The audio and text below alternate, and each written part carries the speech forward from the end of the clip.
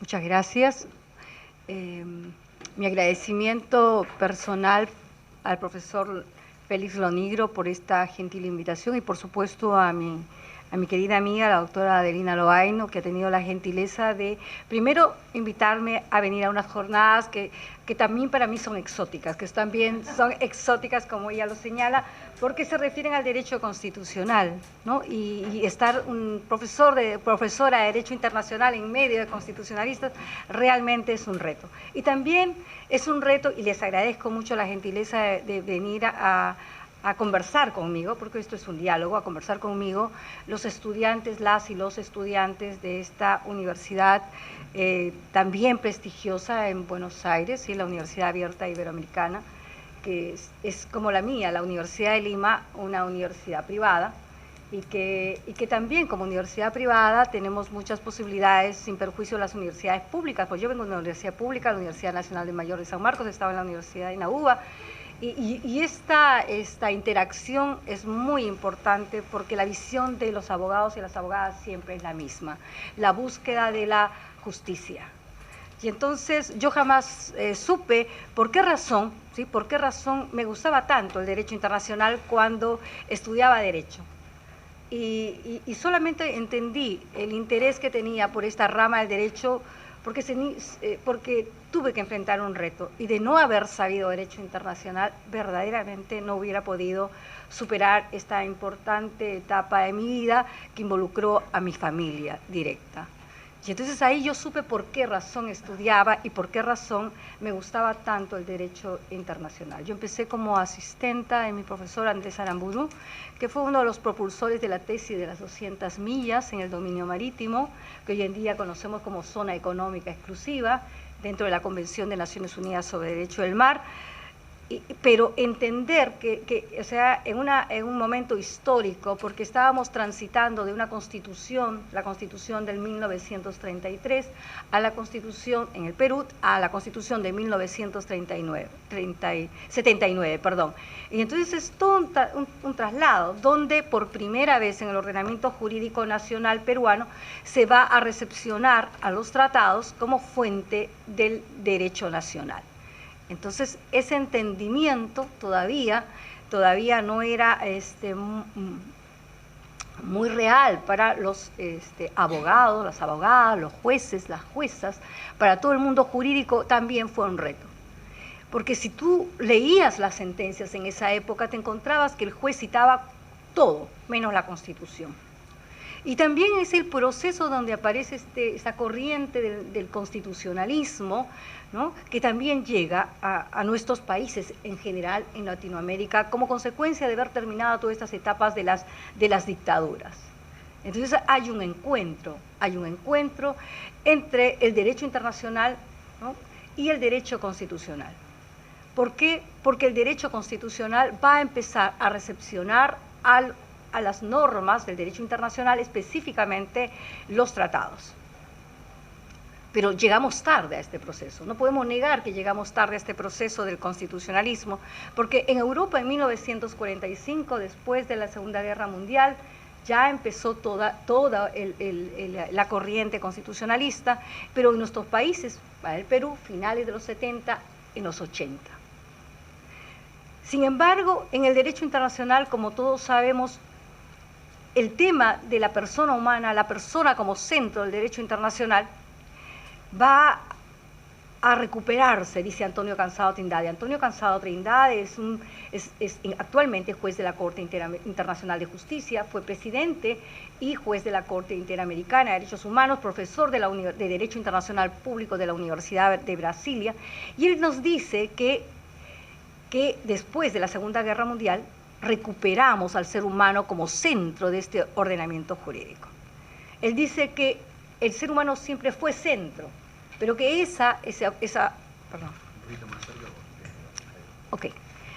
nos dice que en los inicios de la creación de esta rama del derecho, como ciencia del derecho, la persona humana, ¿no? Estaba presente, era un objeto de esta rama del derecho, pero que el positivismo jurídico va a hacer que se desplace a la persona humana y coloca al centro de este ordenamiento jurídico al Estado.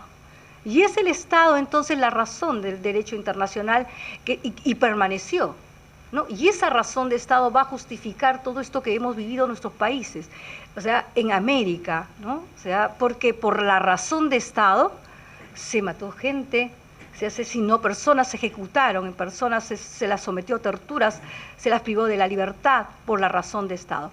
Hace algunos años atrás, durante el gobierno de Alan García, llegó a decir una frase que después negó.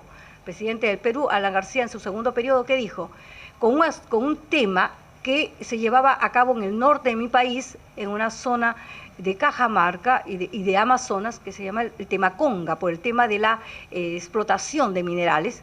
Y entonces él dijo que por 200 indígenas el Perú no podía parar. Pero si el Perú somos todos y todas, y los 200 indígenas también forman parte del Perú, pero es una frase que él dijo, y eso revela el positivismo jurídico, y eso revela cómo el Estado reemplaza a la persona humana, ¿no? Por la razón de Estado. Entonces suprimimos derechos, por la razón de Estado negamos derechos, por la razón de Estado se violan derechos. Pero el derecho internacional se configura entonces como una respuesta a esta postura positivista y lo plantea desde una perspectiva justnaturalista. Y entonces la persona humana, el justnaturalismo racionalista, por cierto, y entonces la persona humana va a constituir el centro a partir de 1945, y eso lo vamos a ver en todos los instrumentos internacionales, desde la Declaración Universal, y hay que creo yo, en el continente americano lo mínimo que podemos hacer es recuperar la importancia que tiene la Declaración Americana de los Derechos y Deberes del Hombre, así se llama, ¿no? Hasta ahora ha habido intentos de reformular la denominación de Declaración Americana de los Derechos y Deberes del Hombre, porque no comprende, o sea, nos ignora a las mujeres, no es inclusivo, pero esa es una terminología de la época, ¿no? Que fue más o menos 10 meses anterior a la Declaración Universal de los Derechos Humanos. Y nosotros celebramos el 10 de diciembre, pero no celebramos no, entre abril y mayo que se aprobó la Declaración Americana de los Derechos y Deberes del Hombre, ¿no? Y también me permite traer a correlación algo que conversaba con la doctora Loaino, con Adelina, ahora que regresábamos, y cómo esta Declaración Americana de los Derechos y Deberes del Hombre trae una perspectiva distinta a la Declaración Universal, porque mientras la Declaración Universal enuncia derechos, la Declaración Americana enuncia derechos y deberes. O sea, derechos, todas las personas tenemos derechos, pero también tenemos deberes. Deberes que son muy importantes porque no solamente somos beneficiarios, destinatarios de los derechos, sino que tenemos la obligación, no solamente el Estado tiene la obligación de respeto y garantía, sino que también todos y cada uno de nosotros y nosotras tenemos el derecho de coadyuvar a que los derechos humanos sean una realidad. Y eso es una importante contribución del sistema interamericano al derecho internacional y al derecho internacional de los derechos humanos. Y entonces con este preámbulo yo quisiera plantearles algo, ¿no? Porque el derecho internacional fue visto siempre como un derecho que importaba a los estados en sus relaciones y no importaba para el tema de los individuos. Era un derecho que solamente importaba a los diplomáticos y hoy en día no es posible que un abogado o una abogada no conozca las normas del derecho internacional, porque con la globalización del derecho internacional, con la globalización del derecho en general, no existe tema que esté referido en el ámbito interno que no reciba un tratamiento en el ámbito internacional. Y en ese sentido resulta fundamental el conocimiento del derecho internacional. El derecho internacional de los derechos humanos y por supuesto del derecho constitucional. Porque es a través del derecho interno de los estados y a través de sus tribunales que estas normas del derecho internacional van a ser una realidad, van a ser efectivos. Y por ende, las decisiones que se adopten por los organismos internacionales, ¿no?, van a ser también efectivos. El reto que tiene hoy en día nuestro sistema interamericano de protección de los derechos humanos, como cualquier sistema internacional de los derechos humanos, es un tema de la efectividad. Y este tema, ese es el reto, que las normas del derecho internacional que están referidas a la persona humana sean una realidad. ¿Dónde se aplican las normas internacionales? ¿Dónde? ¿dónde se aplican? Si no es nada más que en los ámbitos internos, en los ámbitos espaciales de los estados. Y si se trata de derechos de las personas, indudablemente con mayor importancia van a cobrar los tribunales internacionales. De ahí que uno de los aspectos fundamentales en los cuales descansa la efectividad del sistema interamericano de los derechos humanos va a ser en los tribunales constitucionales, ¿no? En los tribunales nacionales y en especial en los tribunales constitucionales.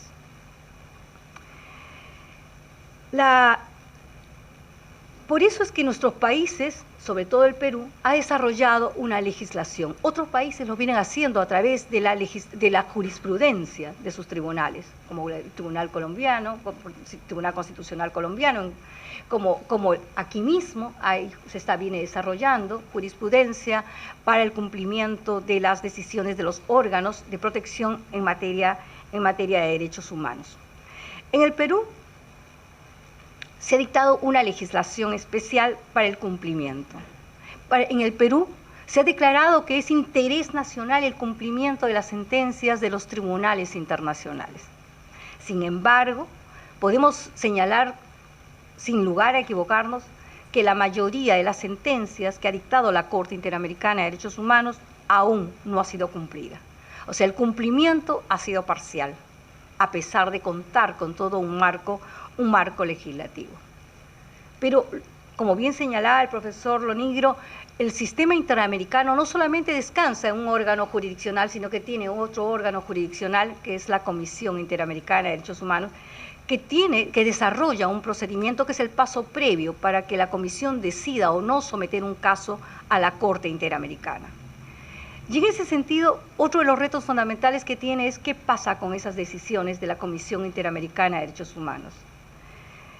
Para nosotros que litigamos en el sistema, resulta muchas veces una frustración muy grande, porque una vez que la persona obtiene un informe favorable, cómo ejecutar las recomendaciones de la Comisión Interamericana en relación a su caso, ¿no? Es muy complicado para un abogado, para una abogada decirle, bueno, ganó el caso, pero ahora no tenemos nada que hacer, ¿no? O sea, cuelgue usted su resolución, ganamos al Estado, cuelgue usted su resolución en un cuadro muy lindo en la sala de su casa y siéntase feliz porque le ganó al Estado. Siéntase feliz porque la Comisión Interamericana declaró que el Estado violó sus derechos. Siéntase feliz porque la Comisión Interamericana dijo que usted tiene derecho a reparación. Pero la efectividad de la reparación es inexistente. Uno de los aspectos muy importantes que desarrolló el profesor Antonio Cansado Trindade se refiere al efecto útil. Y el efecto útil no solamente de las sentencias de la Corte Interamericana, sino de las normas del derecho internacional y en especial del derecho internacional americano. O sea, si tenemos un sistema para garantizar, para promover el respeto y la garantía de los derechos humanos, ¿no? Como los abogados y las abogadas podemos simplemente satisfacer el cumplimiento de nuestra labor en el solo hecho declaratorio, en la sola declaración de responsabilidad internacional de los estados y en la formulación de reparaciones que no van a ser ejecutables, es decir, que carecen de efecto útil. La ley 27775, que es la ley que regula el procedimiento de ejecución de sentencias emitidas por tribunales internacionales en el Perú, está en vigencia desde el año 2002. Sin embargo, antes de esta ley, teníamos una regulación específica en la ley de habeas corpus y de amparo que establecía que las decisiones de los órganos jurisdiccionales se cumplían sin necesidad de reconocimiento, se ejecutaban sin necesidad de reconocimiento, aprobación o aceptación de ningún órgano peruano. Posteriormente, esa ley, ¿no?, va a ser reemplazada por el Código Procesal Constitucional, pero en el año 2004. En ese intervalo se dicta la Ley Orgánica del Poder Judicial y entonces empieza a delimitar, y solamente se va a referir a las sentencias de la Corte Internacional Interamericana, dejando sin marco de aplicación el caso de las decisiones de la Comisión Interamericana de Derechos Humanos. Les comento todo esto porque el caso de mi hermana, que les voy a comentar muy rápidamente, se circunscribe, o sea, ha pasado todo ese periodo de desarrollo legislativo en cuanto a ejecución de decisiones internacionales. Entonces empezamos con la legislación, la 23506, pasamos a la Ley Orgánica del Poder Judicial, nos hemos encontrado con esta Ley 27775, hemos pasado por un Decreto Supremo 014, que es del mismo año, del año 2002, y luego se aprobó el Código Procesal Constitucional, y este año se aprobó el Plan Nacional de Derechos Humanos. Y la sentencia Loaiza Tamayo, que es del año 1997, ¿no?, y 98, que es la sentencia de reparaciones, aún tiene aspectos pendientes de cumplimiento. ¿Por qué? Porque la legislación nacional principalmente se ha dirigido a regular el procedimiento de ejecución de sentencias en materia pecuniaria. O sea, el Estado te dice, ya te pagué, ya es suficiente, ¿qué más?, ¿no? Ya te pagué. Pero las sentencias de la Corte Interamericana, en la medida que buscan una reparación integral, no se limitan al aspecto pecuniario. Los periodistas, cuando nos entrevistaban en el caso Loaiza Tamayo, y cuánto ha sido la indemnización, ¿no? O sea, cuánto les van a pagar. O sea, reducían la reparación en materia de violación de derechos humanos al tema pecuniario. Y una víctima de violación de derechos humanos sabe perfectamente que el tema económico puede ser importante, pero no es el aspecto principal. En las oportunidades que he tenido de estar en la Corte Interamericana, cuando la Corte le ha consultado a la víctima qué espera de ella, las víctimas han dicho justicia. Y justicia es mucho más que el tema económico. Justicia es sancionar a los responsables que a través de las cuales el Estado violó sus derechos humanos. Justicia es volver al estado anterior, o sea, la restitutio in interim, volver las cosas al estado anterior. Justicia es que desaparezcan los efectos de la violación de derechos humanos, es decir, si tú estabas privado de la libertad, que obtengas la libertad. Si tú estabas trabajando, tenías trabajo, y como consecuencia de la violación del derecho perdiste el trabajo, vuelvas a recuperar, ¿no?, tu puesto de trabajo. Que esos años de pérdida de relación laboral no signifiquen que te afecten en los aspectos de jubilación en el futuro. Que si eras un estudiante, que se te dé la oportunidad, o un profesional, que se te dé la oportunidad de poder recuperar eso a través de becas de estudio, que estén asumidas totalmente por el Estado. La Corte ha sido sumamente creativa en estos aspectos, pero por lo creativa que ha sido la Corte, también ha generado dificultades en los planos internos para su cumplimiento, en la medida que las normas internas son rígidas. Las normas internas no son flexibles en el caso de nuestros países, requiere modificación, requiere que se adopte una norma, y entonces se complica el cumplimiento de estas sentencias. No les quiero explicar en detalle el tema de la legislación, podría pasar inmediatamente a hablarles sobre el caso, primero en el caso Loaiza Tamayo, que creo que es importante para que puedan apreciar cómo después de tantos años, ¿sí?, desde el año 1997-1998, estamos en el 2014, aún seguimos nosotros en el cumplimiento, en realizando acciones en el cumplimiento, y cómo es importante el rol del abogado o de la abogada. Como ustedes saben, seguramente estoy segura que todos ustedes, todas y todos ustedes lo saben, el ejercicio de la abogacía en el plano internacional, al menos en los sistemas internacionales de protección de los derechos humanos, no es una exigencia. O sea, quien acude al sistema internacional lo puede hacer por sí mismo, en primer lugar. En segundo lugar, no requiere un abogado o una abogada. La defensa nosotros llamamos cautiva, así también se llama aquí. No hay defensa cautiva. No estás obligado a tener un abogado. El artículo 44 de la Convención Americana sobre Derechos Humanos dice que cualquier persona, grupo de personas u organización no gubernamental reconocida, ¿no?, sea reconocida en cualquiera de los estados del sistema interamericano, podrá formular o presentar denuncias, ¿no?, en favor de personas, ¿no?, cuando ocurran este tipo de violaciones a los derechos humanos contra un Estado. Como ven, o sea, no existe ni siquiera la necesidad de que exista conexión, vinculación entre quien denuncia y la víctima, ¿no? O sea, cualquier persona, no tengo que tener ningún tipo de relación. Entonces es muy abierto, no es como el sistema europeo. El sistema europeo se requiere que exista una vinculación y que se requiere además que exista una aceptación de la víctima, de que efectivamente, o de los familiares de la víctima, cuando se va a plantear una denuncia a su favor. Entonces, es complicado. Si cualquier persona lo puede hacer, no necesariamente es una voz experta, no es una voz técnica la que va a llevar el caso. De esta manera, la Comisión Interamericana asume ese rol, asume el rol de Jura Novit Curia, o sea, de completar lo que la víctima no dijo. De forma tal que lo que yo primero descubrí para llevar un caso a la Comisión Interamericana es el relato de los hechos. Porque a través del relato de los hechos, la Comisión Interamericana puede identificar la violación de los derechos.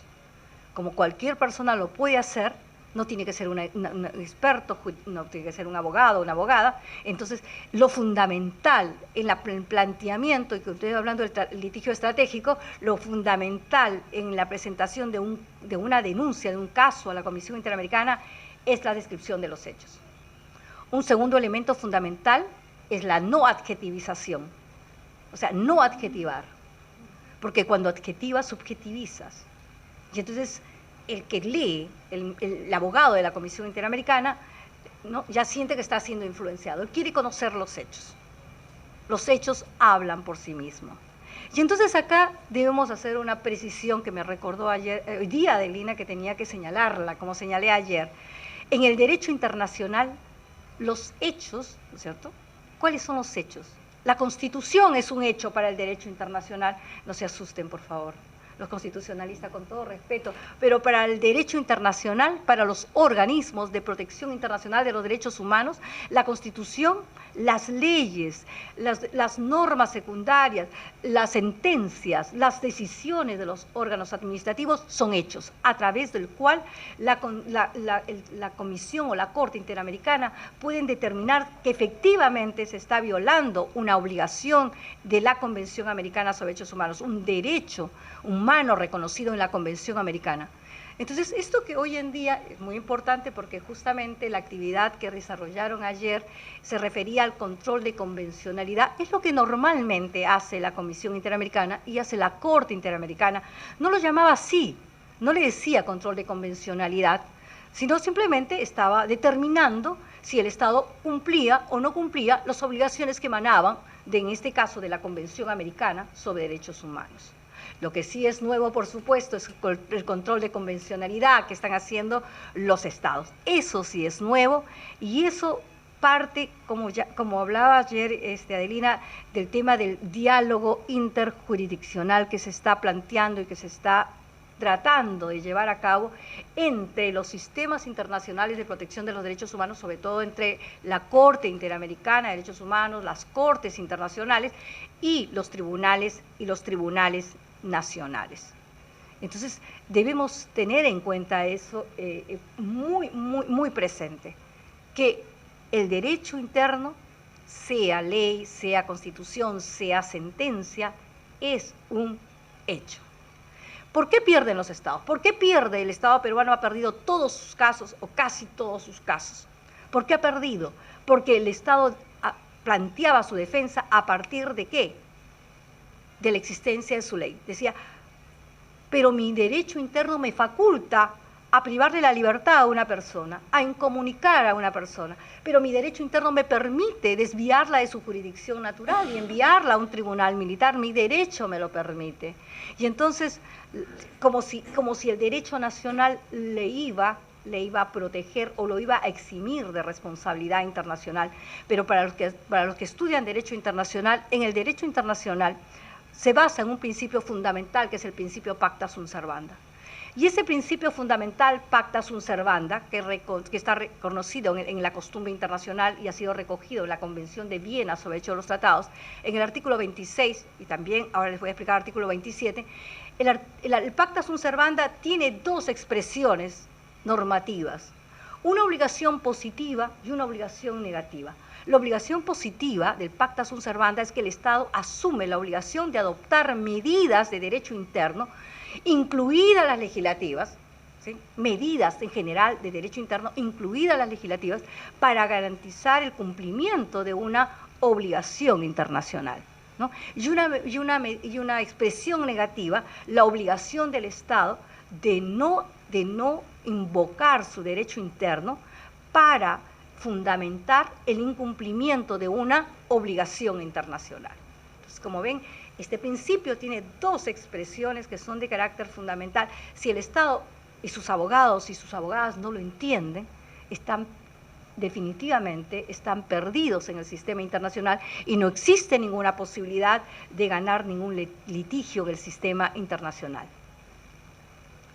Y entonces, esa es esta visión de que el derecho internacional y el derecho nacional van a confrontacionar siempre, es una visión clásica del derecho internacional.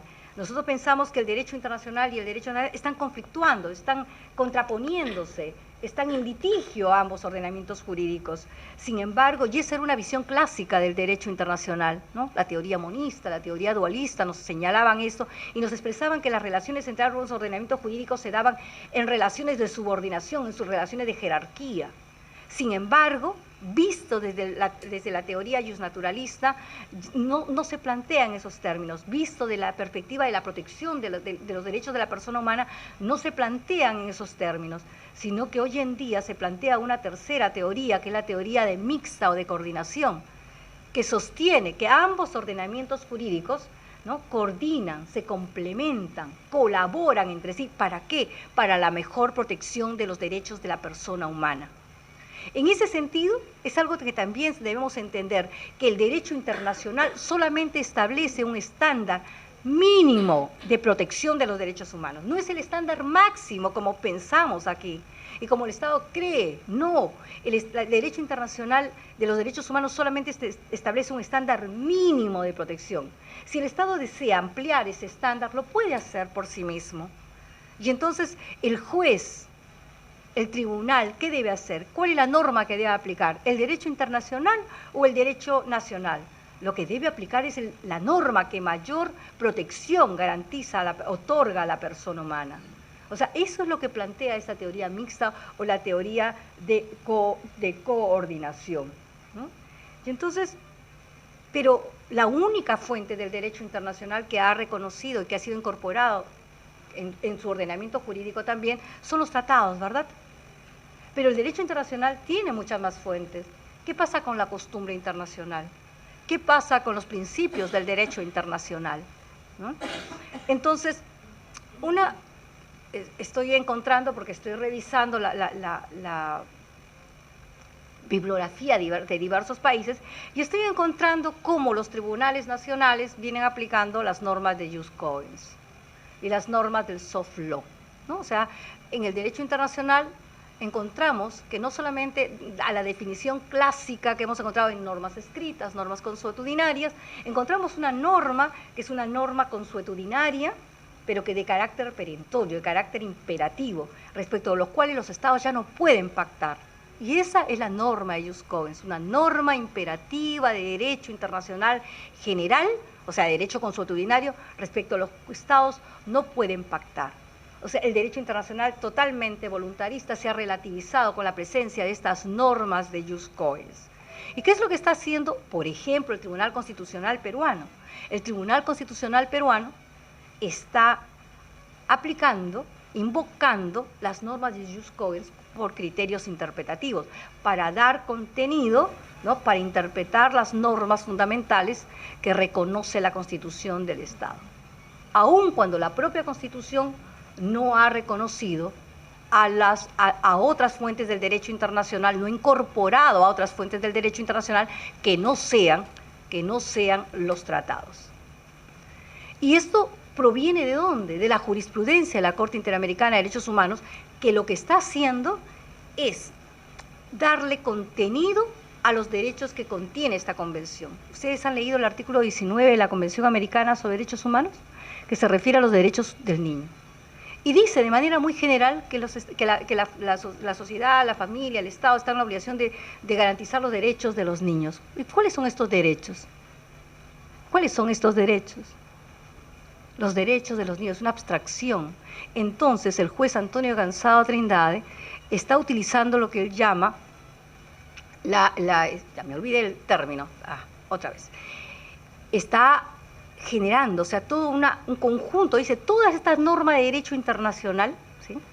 Dice, las decisiones, los informes, los convenios, la jurisprudencia, dice, todas estas normas le van a dar contenido al artículo 19 de la Convención Americana sobre Derechos Humanos, ¿no?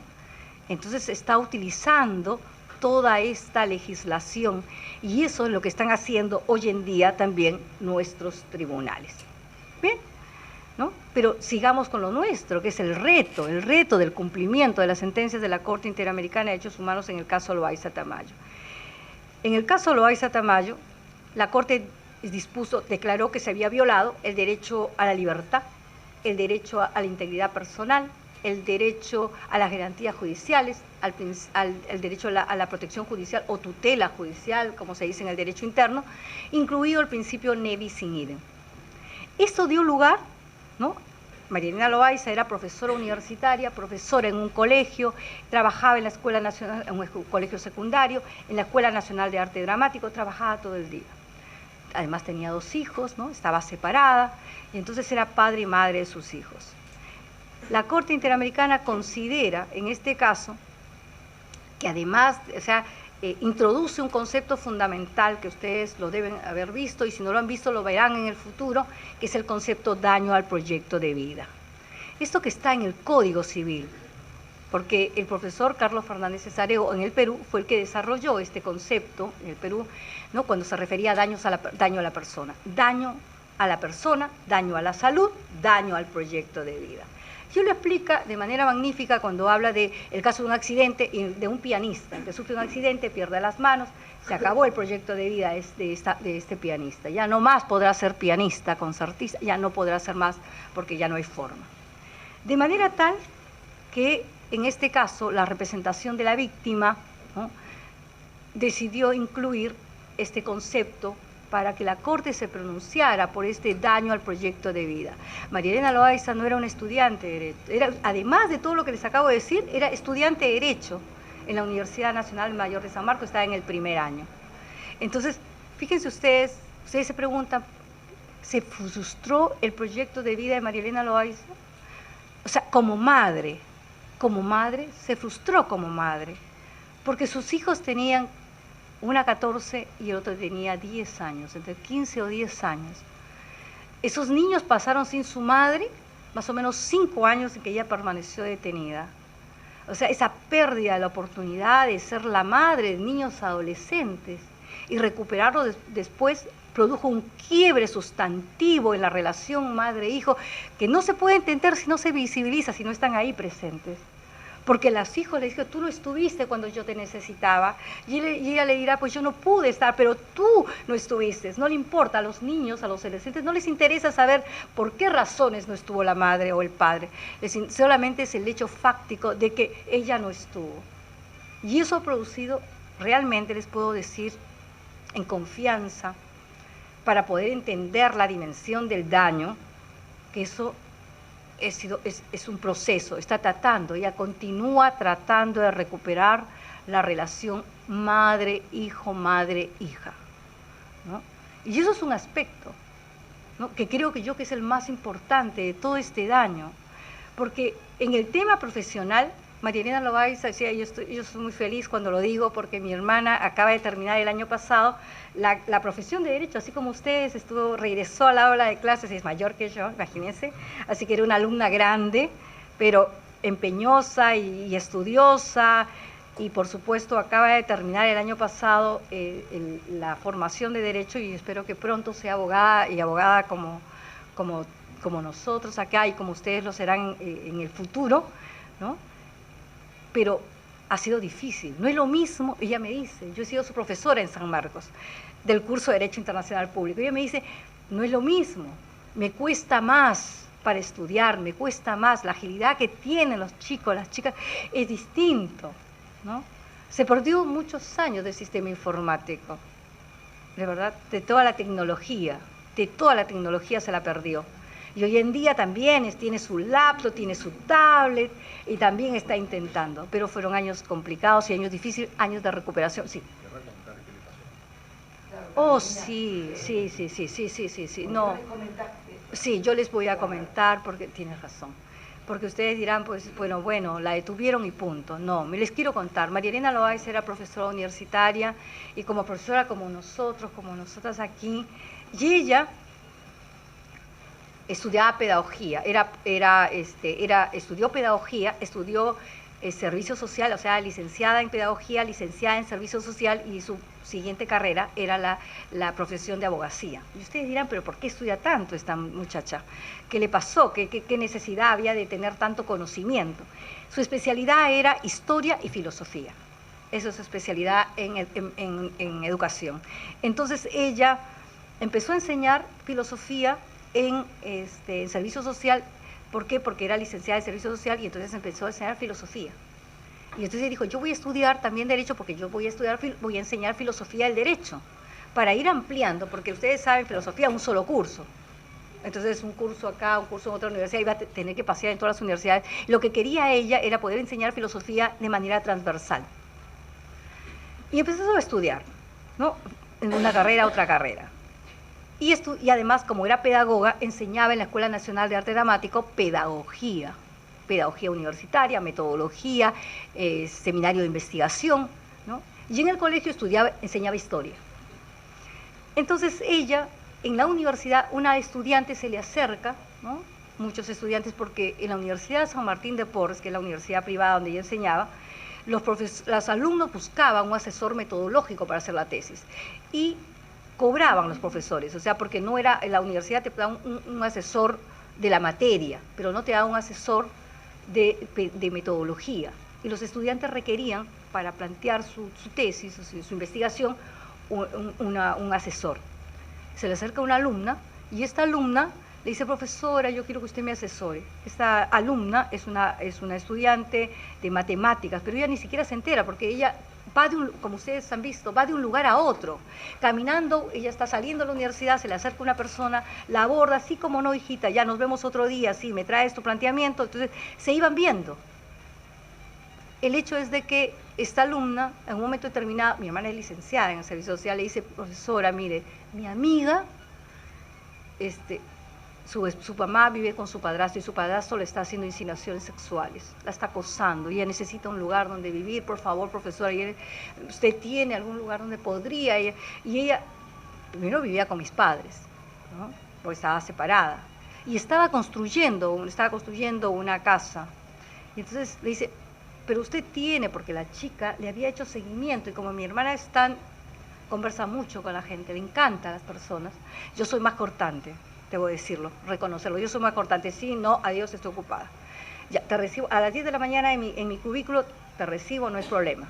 Yo corto, porque tengo que ir de un lugar a otro. Ella no, ella conversa con la gente. Y bueno, como hace servicio social, ve un tema de acoso, un tema de mujer, género, mira, es todo lo que tengo. Y la chica vivió 2 semanas, después se fue. Cuando a esta chica la detienen, la primera chica la detienen, ella era miembro de Sendero Luminoso. Ella era miembro, ella lo que hace es, se acoge a la ley de arrepentimiento, acusa a más de 20 estudiantes de distintas universidades, y la policía le dice, pero tú no me estás dando nada importante, si quieres acogerte a la ley necesito que me des una persona de peso. Sendero no iba, o sea, la gente de Sendero no iba a entregar a sus líderes, porque eso es parte de la famosa regla de oro, ¿no? El silencio. Entonces no tiene mejor idea que acusar a la profesora. Y entonces la profesora y a mi hermana la detienen, la llevan a la DINCOTE, la torturan, la llevan a una playa cercana a Lima, la abusan sexualmente, la violan sexualmente a mi hermana, ¿no? Y luego, indudablemente, todo esto con incomunicación, ¿no? Yo tuve la oportunidad de verla después de esto que había pasado, Y son cosas que uno no se perdona, ¿no? Porque Fujimori, sí. Hay cosas que uno no se perdona porque uno dice, siendo abogada, tuviste que darte cuenta. Y entonces mi hermana me entregan, voy a recoger porque no podía entrar a conversar con ella, ya iba como abogada, yo trabajaba, en ese momento era asesora jurídica en la Cancillería, en el Ministerio de Relaciones Exteriores. O sea, no era solamente una abogada más, yo era la asesora jurídica de la Cancillería y voy a ver a mi hermana y entonces entiendo y busco abogados para que defiendan a mi hermana penalista, porque yo no soy penalista y no consigo un solo abogado. Porque en ese momento había una disposición legal que decía que solamente un abogado podía defender un caso y que estaba prohibido tener más casos. Entonces no logro conseguir, de las personas que yo conocía, que consideraba que eran las más apropiadas para su defensa. Claro, si hubiera ido a otros espacios quizás hubiera conseguido abogado, pero yo quería un buen abogado, una buena abogada para mi hermana y no lo pude conseguir, de forma tal que decidí asumir el reto, no sabiendo derecho penal, asumir el reto de su defensa, ¿no? Cosa que fue muy dura porque la frustración de no saber, de tener que estudiar, buscar información para poder asumir su defensa. Y cuando la voy a ver, me entregan, porque le llevaba la comida, estaba incomunicada, me entregan la ropa mojada, la ropa húmeda y con manchas de sangre. Yo, como estaba mucho más ansiosa, y lo reconozco porque son cosas que uno no puede obviar como abogado, o sea, por eso dicen que los abogados no deben defender a sus familiares, pero como no tienes alternativa, que fue mi caso, yo tenía que verlo y eso fue una prueba que se me pasó. Simplemente la llevé y tenía arena de la playa, o sea, lo que ella, o sea, posteriormente, mucho tiempo después me comentó, ¿no? Había tenido la prueba real, pero como yo no podía hablar con ella, no pude suponer, fíjense ustedes, yo trabajaba para el Estado. Y trabajé antes en Procuraduría, que es Defensa Judicial del Estado. O sea, he tenido militares, policías, trabajando cerca a mí. O sea, yo no podía imaginarme que un policía que supuestamente está dado para cuidar de tu vida, para garantizarte tu seguridad, podía hacer semejante cosa. O sea, para mí eran personas de confianza y no podía suponer en ese momento que mi hermana había sufrido, que la habían llevado a la playa, que la habían violado, que la habían agredido, que la habían metido al mar, la habían fondeado para que tenga sensación de ahogamiento, ¿no? Todo para que se declarara culpable y mi hermana nunca aceptó ser miembro de Sendero Luminoso porque no era miembro de Sendero Luminoso. Una mujer con tantas ocupaciones, por eso les relataba lo de las ocupaciones, una mujer con tanta actividad, madre y padre de sus hijos, ¿cómo podría ser miembro de Sendero Luminoso? O sea, difícilmente, ¿no? O sea, en mi cerebro, después de todo lo que he aprendido en esos años, no entraba dentro del perfil, pero para la policía sí. Entraba dentro del perfil porque era profesora universitaria, enseñaba filosofía Abimael Guzmán también es filósofo, tiene que ser. Y además la capacidad de respuesta que tenemos los profesionales es demasiado inteligente, tiene que ser senderista.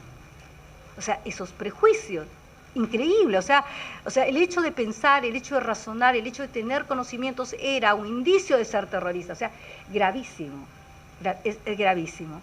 Entonces, hice todo el seguimiento, hablé con él, cuando ya pude ingresar, me acuerdo mucho, el día de mi cumpleaños me permitieron ingresar a hablar con ella, y después de hablar con ella, yo la veo que, o sea, la trajeron enmarrocada, y pedí para hablar con el abogado. Yo no me presentaba como la hermana, soy la hermana, pero soy la abogada. Así que usted tiene, como uno no sabe en ese medio, yo me expresaba con mucha autoridad, porque yo era asesora jurídica de la Cancillería, no era cualquier cosa para que me trataran mal. Oiga, ¿qué le pasa? Yo también trabajo para el Estado. Usted no me puede tratar así. Quítele, o sea, ¿cómo es posible que tenga una tira roja sucia, o sea, le está produciendo infección en los ojos? Eso no puede ser. O sea, yo me juraba en el mundo de los ideales, ¿no? Y entonces ella me dice, me están torturando, me dice muy despacito y todo lo demás, y yo voy a hablar indignada con el coronel Laguna.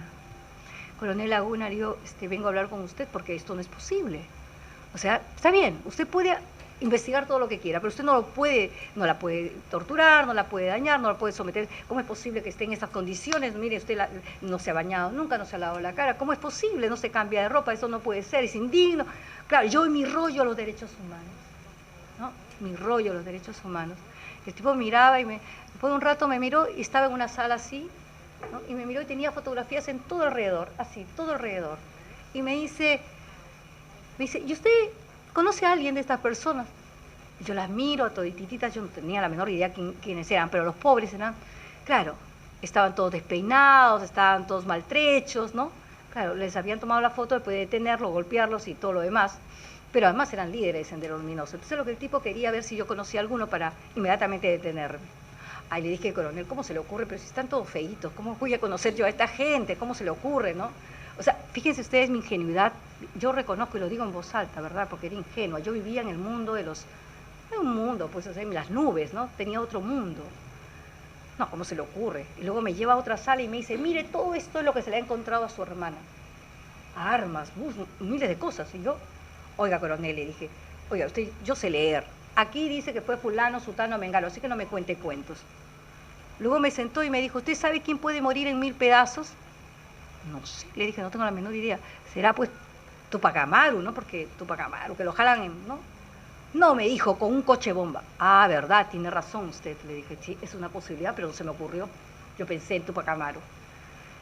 Entonces, ¿qué mandaron? Yo había presentado ya la denuncia a la Comisión Interamericana, y entonces, ¿qué manda el Estado? El Estado manda una carta para que vean todo lo que estamos expuestos los abogados y las abogadas. Manda una comunicación al Estado, el Estado a la Comisión Interamericana y dice, esta es la prueba de cómo los abogados democráticos, porque era la denominación que le daban a los abogados que defendían a los terroristas, ¿no? Cómo acuden a las instancias internacionales para denunciar al Estado peruano, o sea, como si fuera un delito denunciar al Estado peruano por violación de derechos humanos, ¿no? O sea, me estaba atribuyendo la calidad de abogado democrático, miembro de Sendero Luminoso, ¿no? Para que yo me asustara y ya no estuviera defendiendo, y había muchos casos de hermanas, parientes que se iban a preguntar por sus familiares y terminaban detenidos.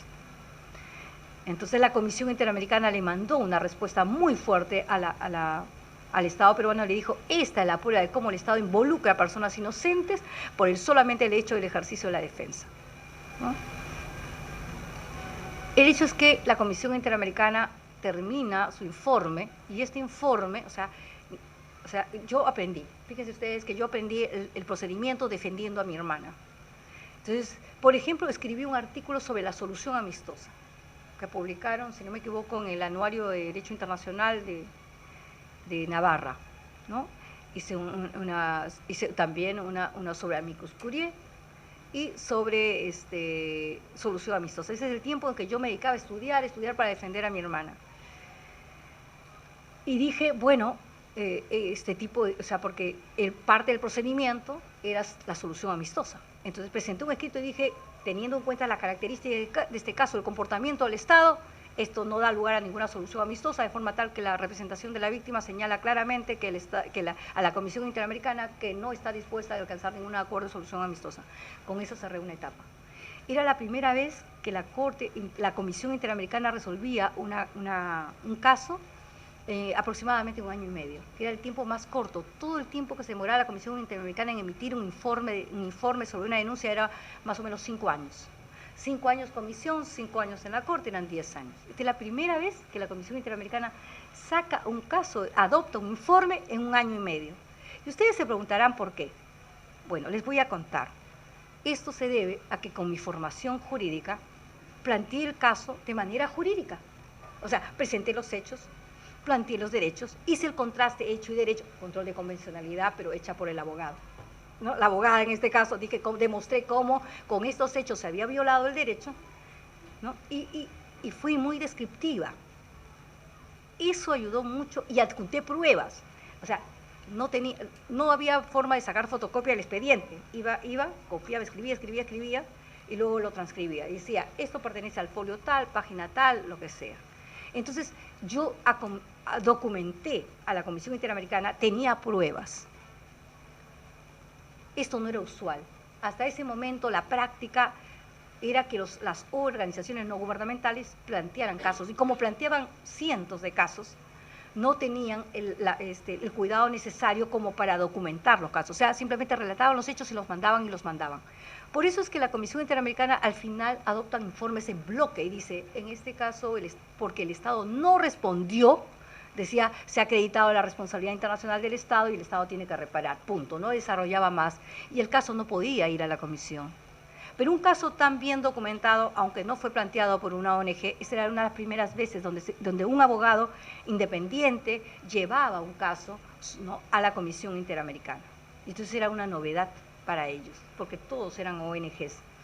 Entonces, con eso la Comisión Interamericana adopta el informe de fondo y dice que se ha violado sus derechos, en los que ya señalé, y la Comisión le pide al Estado que repare. El Estado dice, no voy a reparar en este caso porque es un tema de terrorismo. La Comisión Interamericana decide someter el caso a la Corte Interamericana. Hoy en día, la víctima puede presentar a la a la Corte Interamericana su propio escrito, ¿no?, escrito de solicitudes, argumentos y pruebas. En ese momento en que yo litigué, la Comisión Interamericana era la que presentaba el caso, presentaba la demanda, y la única forma en que la víctima o la representación de la víctima estaba presente ante la Corte era siendo acreditada por la Comisión, como por ejemplo asistente, asesor de la Comisión Interamericana. A mí me acreditaron como asistente de la Comisión Interamericana y pude estar en las audiencias en la Corte, pero como parte de la Comisión Interamericana. En ese intervalo se modifica el reglamento de la Comisión Interamericana y entonces ya se desdobla. Dice, para el tema de reparaciones, la víctima ya puede presentar sus propios argumentos de reparaciones. Eso nos dio cierta independencia de la Comisión Interamericana, que no era mala, pero era importante porque nosotros éramos la víctima y sabíamos exactamente cuál era la dimensión de daño y qué es lo que podíamos pedir, ¿no? Entonces, se dicta la sentencia de fondo por la Corte Interamericana y esta es la primera vez y única vez donde la Corte Interamericana ordena la libertad de una persona. La Corte Interamericana, como ustedes saben, en el derecho internacional, establecida la responsabilidad internacional del Estado, ¿no?, ¿cuál es el efecto jurídico?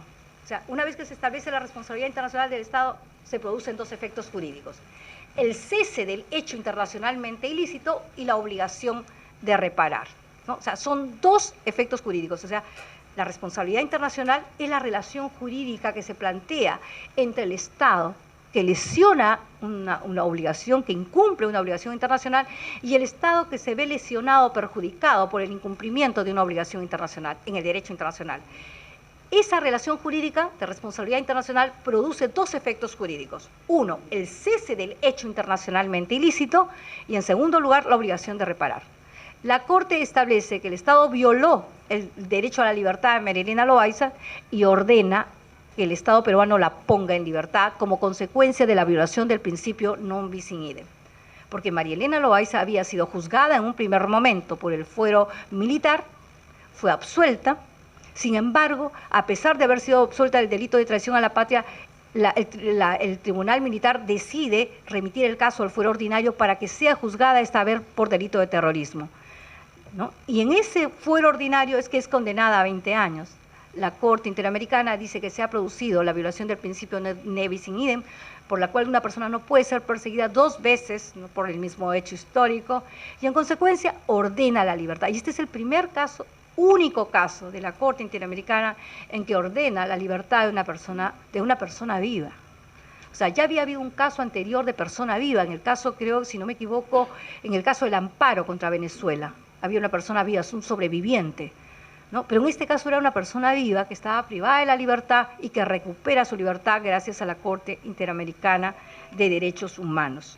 Y se abre el procedimiento de reparaciones. Y es en el procedimiento de reparaciones donde nosotros, o sea, además de haber planteado el ne bis in idem, y no saben lo que me costó, y por eso yo debo hacer un reconocimiento público, y por eso cada vez que vengo a Buenos Aires y digo, ¿dónde está el profesor Julio Mayer? Lo amo, sí, lo amo. Es que, ¿saben qué? En el Perú, yo le pregunté a todos los profesores de Derecho Penal, y no me importa hablar mal de los profesores de Derecho Penal de mi país, pero hubo uno solo que había sido juez, que me dijo, tienes que leer dos libros. Uno, profesor Leone, italiano, y dos, el profesor Julio Mayer. Porque yo le explicaba, pero mi hermana ya fue juzgada en el fuero militar, ya fue absuelta, ¿por qué tienen que juzgarla otra vez en el fuero ordinario? Si se trata de los mismos hechos. Para mí lo que era tan claro, ¿no? Hubo un abogado que me dijo de una ONG, no recuerdo el nombre realmente, me dijo, así se hace en el Perú. Así se hace en el Perú, pero la Convención Americana dice esto, ¿no? O sea, yo, mis normas de derecho internacional, mis normas. Fui a hablar con un magistrado muy renombrado en el Perú, magistrado supremo, que ha sido además el juez de Fujimori, ¿no? Y entonces lo único que me dijo fue esto, mire, así, fue muy complicado, Carolina, muy complicado. Me fui a la Universidad Católica donde él es profesor, muy complicado, Carolina, muy complicado. No me dijo nada. El único profesor que me dijo fue un profesor de la Universidad de Lima, que ya ahora está en retiro, que es el profesor, y me dijo 2 libros. Y como me fue imposible conseguir primero el de Leones, sino leí el de Mayer, el profesor Mayer, eso lo leí. Y se me hizo, o sea, a lo que yo ya sabía por la Convención Americana, ¿sí? Se hizo la luz, ¿no? Y luego empecé a buscar el doble riesgo, double jeopardy, o sea, poco para complementar con jurisprudencia y todo lo demás, y eso ya lo tuve que hacer en Washington. Pero fue increíble porque lo que hoy en día es obvio para ustedes y para los estudiantes de Derecho de las universidades peruanas, pues les quiero contar que en el Perú, al menos en 1993, no era tan obvio. Lo del Nevis in idem, no era tan obvio. De forma tal que, no, dicen el caso, sí, el Nevis in idem, primera parte. Y en la segunda parte, conversando con una amiga y hablando, ella profesora de responsabilidad, y entonces yo le hablaba, o sea, ella conocía el caso y me decía, yo le decía, pero ahora hay que determinar la dimensión del daño. Dame libros del daño de civil. Y ella empezó a darme información sobre el daño a la persona, daño al proyecto de vida. Se me hizo la luz, Carlos Fernández Cesarego, ¿no? Y empecé a plantear el tema de las reparaciones también por ese lado, no solamente por el daño material, lucro cesante, daño emergente, no solamente el daño moral, o sea, el sufrimiento, las lágrimas, el sufrimiento de la familia, ¿no? Sino también el daño al proyecto de vida. Si bien es cierto que la Corte incorpora el concepto, no lo desarrolla, no da ningún tipo de reparación por ese concepto, pero se hace un aporte. Y eso también venía conversando con Adelina, y eso es lo importante aquí, para nosotros los abogados y las abogadas, cómo nosotros podemos contribuir al desarrollo, y lo estamos haciendo, al desarrollo de los abogados que litigamos en el sistema interamericano. No son los jueces necesariamente, sino los abogados litigantes, las abogadas litigantes, los que con nuestros argumentos estamos forzando el desarrollo del derecho internacional de los derechos humanos. Disculpen por lo prolongado de la exposición, creo que me entusiasmé. Les pido mil disculpas, pero es maravilloso tener un auditorio como ustedes, de estudiantes, y que pueden forjar una visión del derecho y una dimensión de lo que significa nuestra profesión en la búsqueda de la justicia, y sobre todo en la justicia de los derechos humanos. Gracias.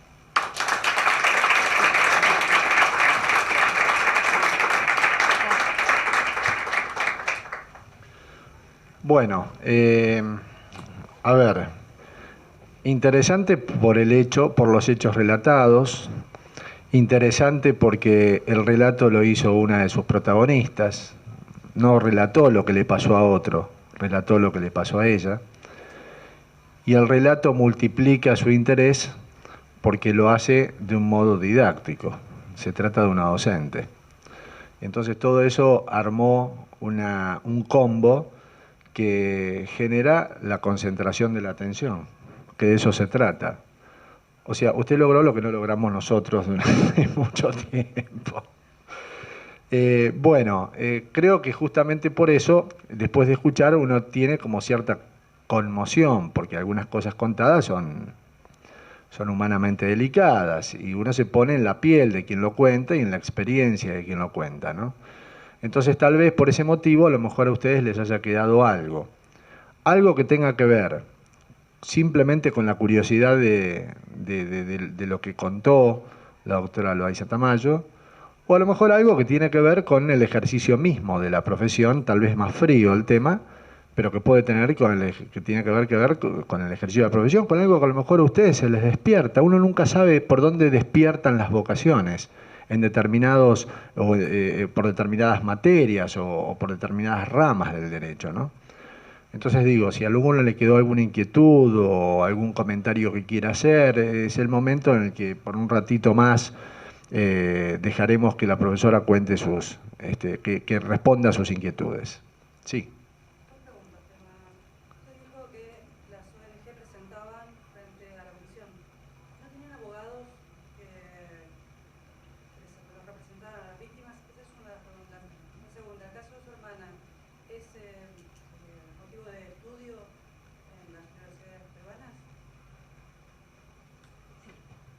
Te agradezco muchísimo la pregunta.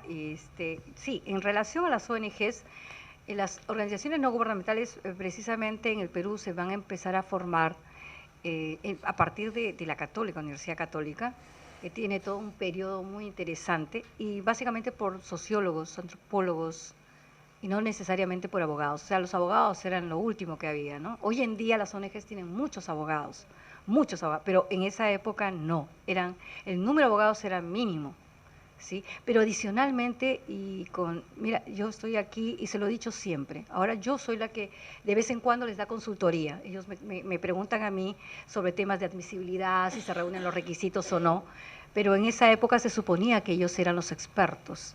Sin embargo, fíjate, hoy en día yo sé dónde queda la Comisión Interamericana. Yo sé cuál es la dirección, cuál es el número de FAC, cuál es el teléfono, puedo mirar su jurisprudencia porque, ¿sabes qué? La tecnología se vino encima, pero cuando yo empecé a litigar, no sabía ni siquiera dónde quedaba la Comisión Interamericana de Derechos Humanos. Entonces yo tenía que ir a buscar, por favor, dime dónde queda la Comisión Interamericana. Y no te lo querían dar las ONGs. O sea, si el Estado no te lo daba, las ONGs tampoco te lo daban.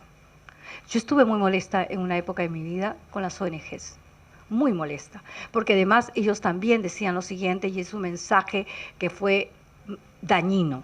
Ellos decían, nosotros solamente defendemos inocentes. Es decir, todos los que entonces se formaron, por ejemplo, hubo la gente de la Comisión Episcopal de Acción Social, CEAS. Entonces la iglesia empezó a defender a la gente vinculada a la iglesia. Yo soy creyente, yo creo en Dios, pero no me vas a ver en una iglesia, porque yo creo en Dios y profeso mi fe con mis actos, ¿sí? Yo trato de hacer el bien todos los días de mi vida. O sea, me doy. Cuando estoy en mi clase, me doy. O sea, no me quedo nada con mi conocimiento y se los doy. Yo creo que esa es una forma de ejercer mi profesión, de ejercitar mi fe, ¿sí? Entonces yo no tenía vínculos con la iglesia, o sea, no tenía mi sacerdote, guía, ni mucho menos. Entonces, acercarse a la iglesia no te iban a ayudar, y no me ayudaron, ¿sí? Entonces, mi hermana y mis hermanas no estábamos cerca de ningún partido político. Entonces, las ONGs que se crearon en el Perú estaban vinculadas de cierta manera a la izquierda. Yo no pertenecía a la izquierda, yo no hacía política en la universidad, mi hermana tampoco. A mí cuando yo ingresé a San Marcos, lo primero que hicieron fue, la primera vez me mandaron a hacer una marcha. Entonces yo los miraba y decía, la marcha era por la entrega de carnets. Oye, pero si acabo de ingresar, ¿cómo te van a entregar el carnet, no? O sea, es absurdo, ¿no? Y nos sacaban a los pobres ingresantes ahí a hacer marchas en la universidad. Entonces, contestataria, está loco. Yo decía, yo voy a hacer revolución con mi título bajo el brazo. Es verdad que la hice. Revolucionas el derecho, ¿no es cierto? Nosotros revolucionamos el derecho, pero ejerciendo la abogacía, ¿no es verdad? Y entonces, tampoco por ahí. Entonces, y ellos tenían su frase, nosotros solamente defendemos a inocentes. ¿Qué significaba esto para la policía? Que todos los que no eran defendidos por las ONGs eran culpables. Fritos pescaditos, decimos nosotros. Estábamos en una situación muy complicada, ¿no? Y fue verdaderamente muy duro, muy duro tener una defensa solitaria, pero no me puedo quejar. A mí la gente, inclusive la propia gente del fuero militar, o sea, ya después, cuando estaba en el proceso militar, me llamaban, porque tenían mi teléfono, me tenían totalmente chequeada, mi teléfono intervenido, me hacían seguimiento, me decían, doctorita, acaba de llegar el expediente, véngase para que lo lea, porque ni siquiera podíamos leer el expediente, no sabíamos cuáles eran el dictamen fiscal, no sabíamos nada. Entonces ellos, como yo iba y me enfrentaba, le decía, ¿por qué usted generaliza? ¿Y qué pasa si mi hermana no es lo que usted dice? O sea, tendría usted un inocente enfrente. A mí no me discuta, porque yo sé lo que significa, o sea, porque yo enseñaba Derecho Internacional Humanitario. O sea, ¿quiere usted que yo le diga? A mí, dígame, porque yo estudio los convenios de Ginebra, sé, y sé que los terroristas no son prisioneros de guerra. ¿Quiere que se lo diga? Se lo reafirmo. Y lo voy a decir donde quiera que sea, y no porque estoy a favor o en contra, sino porque así dice el derecho. Entonces llegaron un momento que ya les di pena. O sea, pocos ya se pusieron así, tristes conmigo. Entonces me empezaron a ayudar. Doctora, ya llegó el escrito. Entonces, ¿sabes que yo tenía que andar con mis papeles en blanco, con ese papel carbón, sí, para tener las copias, cargaba todo eso. Entonces, en donde estuviese, tenía necesidad de hacer un escrito. Cogía mi papel y empezaba a escribir y sello. Empecé a crear pruebas. Esa es otra de las cosas que yo hice. Dejaba huella de todo lo que hacía. No me permitieron leer expediente, señor, llegué el día de hoy, no estaba el expediente, limitaciones al derecho a la defensa, bla, bla, bla, bla, abogada. Pac, sello, y empecé a generar expediente. Así, o sea, restricciones al derecho a la defensa, todo lo que podía iba escribiéndolo, pero con mi papel así y carbón en la mano, porque yo era abogada. Si hubiera simplemente haber sido una persona que no es socióloga, por ejemplo, psicóloga, no hubiera tenido esa capacidad para hacerlo. Pero hoy en día, adicionalmente te digo, te enfrentamos un grave problema en la Comisión Interamericana, porque como la defensa no es cautiva, entonces cualquier persona asume la representación. Hasta los propios denunciantes, las propias víctimas, entre ellos, asumen la representación y no saben lo que es. Es un drama total. Drama, realmente drama. Perdóname, usted le termino. Me preguntaste las ONG de derecho y me preguntaste. Sí. Que yo sepa, sí, es un leading case. Es más, el caso de mi hermana fue citado en el caso Lagrán, en la Corte Internacional de Justicia, con el tema de las medidas provisionales, sí. Sí, yo he visto que sí. Y cuando yo he llegado a American University para algunos de los concursos, porque no vamos nosotros a la Universidad de Lima, ve otros temas, entonces me preguntaban, ¿usted es Carolina Loaiza? Entonces yo decía, sí, yo soy Carolina Loaiza. Entonces siempre la reacción, y yo me siento tan mal porque me siento mal, o sea, en verdad, ¿no? Porque soy como prueba viviente de algo horrible, desastroso que vivió nuestro país, pero al mismo tiempo algo bueno, porque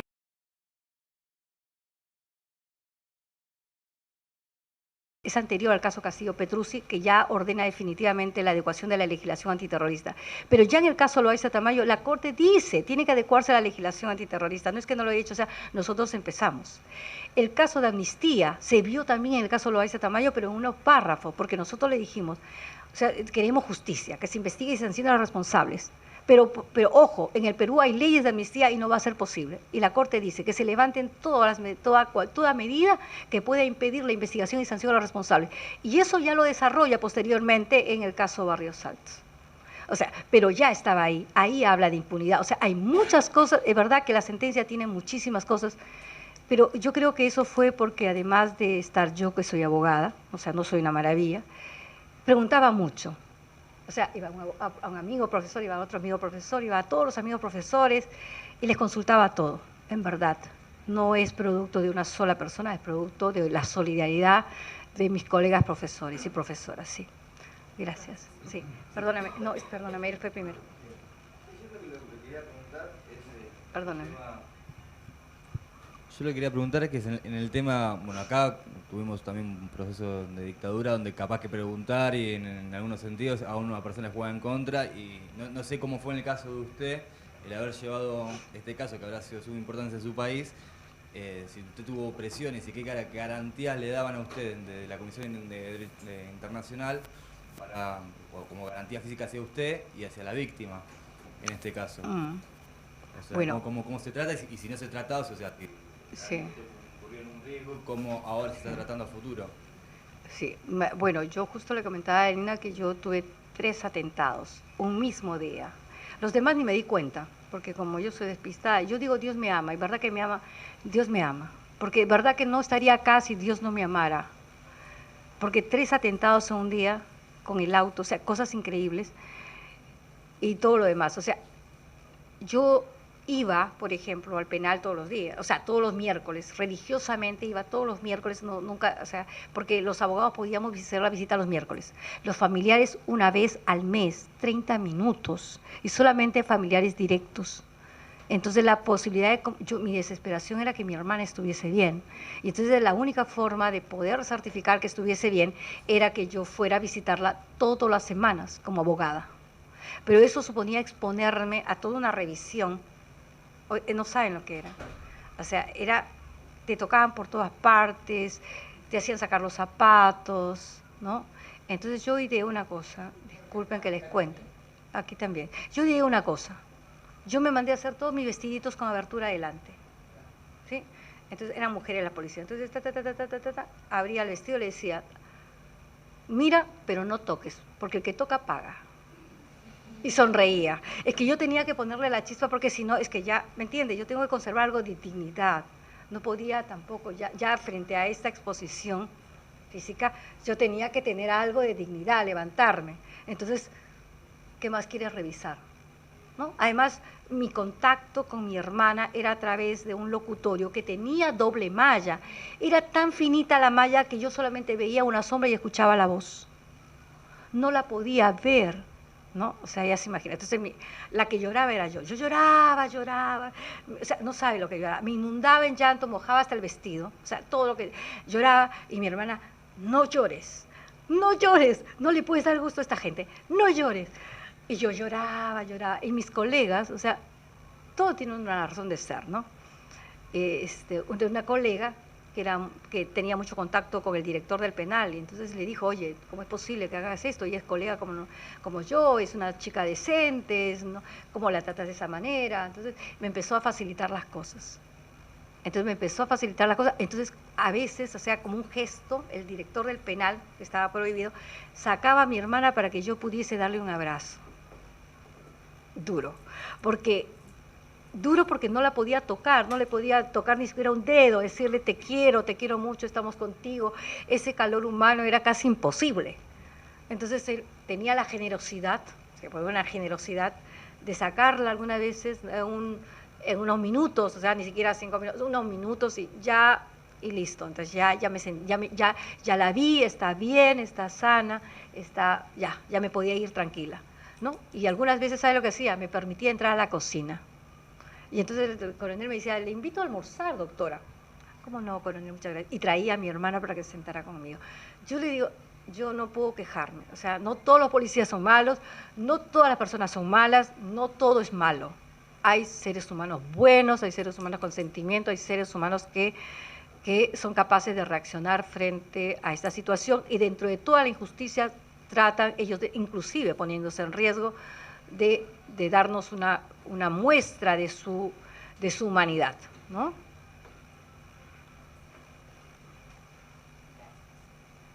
En parte tiene que ver mi pregunta con lo que preguntó acá el joven. Lo que yo quería preguntarle es si, dado que usted era parte formante del gobierno, digamos, ¿qué pasó? ¿Que no la despidieron o algo así? Ok, yo le cuento. Yo lo que hice inmediatamente, porque yo tengo principios éticos muy claros, ¿no? Yo considero que no puedo ser juez y parte. E inmediatamente, tan pronto vi que no podía conseguir abogados, yo renuncié. Yo renuncié a mi trabajo. O sea, yo estaba en una excelente posición y yo renuncié para defender. La policía nunca lo entendió, o sea, no entendía cómo podía dejar yo mi puesto de trabajo donde ganaba súper bien, ¿no? Y tenía proyección por defender a mi hermana, por defender a una terrorista y ponerme en riesgo. No lo entendían. Entonces, ¿cómo lo van a entender? O sea, algo tan simple. Yo soy, más allá del hecho de ser mi hermana, ¿sí? Es mi hermana, la quiero mucho. Pero si mi hermana es culpable, ¿qué puedo hacer? Pero mi hermana es inocente, era inocente, es inocente. Yo siendo abogada, habiéndome formado para luchar por la justicia, sí, por luchar la justicia igual que los dibujos animados, indudablemente tenía que cumplir mi rol, tenía que hacerlo, o sea, era una exigencia, así se me formó. O sea, no podía voltear la cara y decir esto no es asunto mío, ¿no? Creo que yo ahí entendí por qué siempre había estudiado Derecho Internacional, por qué me había preparado tanto y por qué me gustaba tanto el Derecho Internacional, porque si no hubiera sabido Derecho Internacional, no hubiera conseguido nada, no hubiera hecho nada, no hubiera logrado nada, ni mucho menos. O sea, eso fue muy importante para mí. Sí, Sí. Como dijo el doctor Lonigro, un relato escalofriante. O sea, los que tenemos unos años no nos sorprende, porque yo personalmente viví la etapa de dictadura en la universidad, en esa época también, y mis compañeros como se despedían y no los vimos más. A mí me queda una curiosidad periodística, porque es mi profesión. ¿Qué pasó con esa chica que denunció a su hermana y si ella la siguió viendo? Sí, lamentablemente. Esta chica estuvo primero en el pabellón A. O sea, el pabellón A, o sea, ella se acogió a la ley de arrepentimiento. Entonces, la policía tenía, en el establecimiento penal habían 3 pabellones: el pabellón A, el pabellón B, el pabellón C. El pabellón A era para las inocentes, o sea, las inocentes, o sea, sabían que eran inocentes pero estaban en la cárcel. Inocentes y arrepentidas. El pabellón B eran para las culpables, las terroristas, porque en verdad todo el día agitaban. Uno llegaba y estaban gritando, ¿no? Gritaban. Y el pabellón C, que era una especie estaban las del MRTA, no Sendero, MRTA, y aquellas que se tenían dudas, que no se sabía exactamente cuál era su situación. Entonces mi hermana ingresa al penal y lo primero que hacen es mandarla al pabellón C. O sea, al final termina en el pabellón A.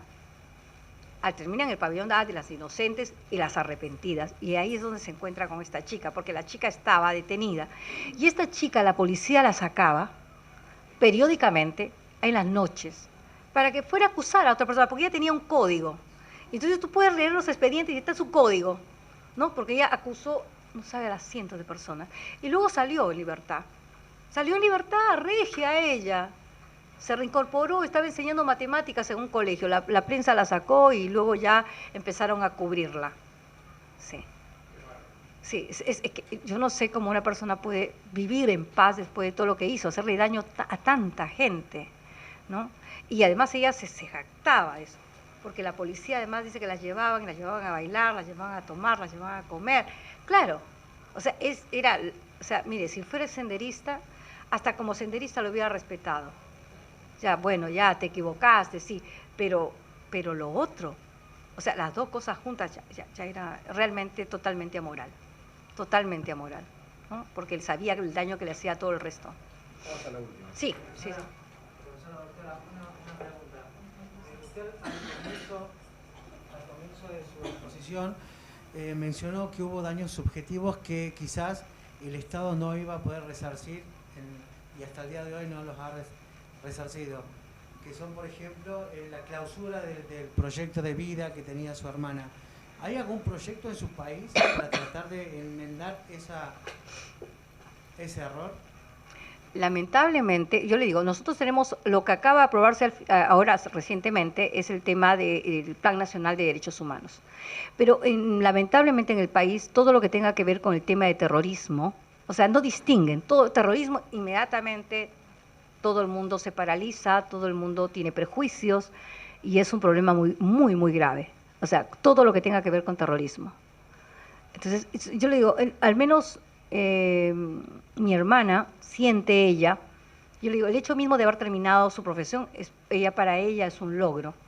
O sea, está sanando, pero ella tiene una capacidad de resiliencia muy grande, cosa que muchas personas no tienen. Entonces ella se ha reconstruido. Entonces cuando estuvo en Chile, porque mi hermana la sacamos del país para que fuera a recibir tratamiento médico, porque hay otro tema de las ONGs. Lamentablemente, yo fui a buscar ayuda a las ONGs para la asistencia médica, porque necesitábamos un médico para que la atendiera el daño psicológico, ¿no? Nosotros no nos ocupamos de ese tema. Nosotros solamente nos ocupamos de este otro tema. Y además nosotros damos servicio médico para la gente que nosotros defendemos. Entonces, llevarla, fíjense, en un contexto de esa naturaleza, llevarla a la seguridad social porque ella tenía seguro, porque mi hermana además era pensionista, trabajaba, mi hermana no saben lo que es una persona increíble, realmente. Yo creo que, en verdad, yo me hubiera muerto hace tiempo, pero ella no, ella definitivamente no. ¿No? Y ya me olvidé lo que iba a decir, ¿verdad? Chile, sí, pero verdad que me pierdo porque yo digo, o sea, pienso en mi hermana y me sonrío porque digo, Dios mío, ¿cómo le hiciste? Sí, es verdad. Entonces, ella fue a hacerse todo el tratamiento médico en Chile, todo el tratamiento médico en Chile, y ahí aprende algunas técnicas también. Y entonces ella le da a sus amigas que estuvieron también, que después salieron y también se fueron a Chile, amigas de prisión, ¿no? Y las ayuda y les habla, les hace que se relajen, ¿no? O sea, les hace también su terapia, les hace terapia, ella, ¿no? O sea, ha conseguido, no sabe cómo pelea, ella pelea con el Estado. Ah, me debes plata, sí, tú me debes todavía porque no me has pagado tal cosa. Presenta un escrito, presenta otro escrito, no saben lo que hace. Y va y regresa, no, porque acá está mi sentencia de la Corte Interamericana que dice que usted me tiene que pagar, acá está la resolución, me tiene que pagar, ¿no? Y pelea, no sabe cómo pelea. O sea, es capacidad de resiliencia que tiene, ¿no? Es una luchadora, ¿no? Es increíble. O sea, yo ya lo hubiera dejado, ya se acabó, ¿no? Doy la vuelta a la página y me dedico a otra cosa. Pero no, dice, tienen que entregarme todo lo que dice la Corte. La Corte dice que tengo derecho a todo. Es mi derecho. No le estoy pidiendo nada de lo que no sea mi derecho. Y no sabe cómo pelea. Y está consiguiendo cosas, ¿no? Le saca un poquito de acá, un poquito de allá, un poquito por todos lados. El Estado, miren lo que pone como sentencia la Corte. Dice, el Estado tiene que reincorporarla a sus centros de trabajo, a las entidades públicas, porque la entidad privada no puede obligar a la universidad privada San Martín de Porres, pero sí pudo haberla reincorporado a una universidad pública, pero no lo hizo. Entonces regresó al colegio, regresó a la Escuela Nacional de Arte Dramático. Pero la Corte dice que en esas reincorporaciones el sueldo de ella debe sumar todo lo que ella percibía al momento de su detención, actualizado. Si no le pagan, le deben y se siguen generando. Ella dice, me tiene que pagar, me tienes que pagar. Y se queja de todo. Entonces, después la Escuela Nacional de Arte Dramático la despidió, porque dijo, no puedes trabajar acá y allá, porque no puedes tener doble sueldo, que no sé qué. Ah, ¿no me pagan? Ah, está bien. Me voy a acusar a la Corte Interamericana, Corte Interamericana de Derechos Humanos. Lo de la jubilación es lo mismo, porque fíjese usted, ella empezó a trabajar a los 16 años. Entonces trabajó en el Ministerio de Salud. Terminó siendo subdirectora de capacitación de Lima Sur en el Ministerio de Salud. Se jubila con la Ley 2530, Ley de Cédula Viva. Con esta Ley de Cédula Viva, ¿no?, tiene una pensión y empieza a enseñar en colegios. Entonces, como es profesora, tiene derecho a 2 pensiones. Claro, el Estado no, y la Corte le ha dicho, tiene que sumar los años que estuvo detenida para que ella pueda sumar, y la tiene que sumar en los 2. El Estado no sabe cómo hacer y hasta ahora no cumple. Y ella sigue presentando y sigue peleando. Y después se va y se compra cosas, ¿ah? Con todo lo que... Sí, se compra cosas. No, debía traerla a ella para que mejor contara todo esto. La próxima vez. Bueno, seguramente si viniera, ella seguramente se nota una clara admiración por su hermana, que no dudo debe ser mutua. Y si hay algún productor de cine, acá tienen un relato basado en hechos reales, ¿no? Bueno, el horario está cumpliéndose. Muchísimas gracias a la doctora Eloísa Tamayo, naturalmente, y a la doctora Loiano por haberla traído. Y a ustedes por haber estado aquí. Bueno, gracias, chicos. Hasta luego.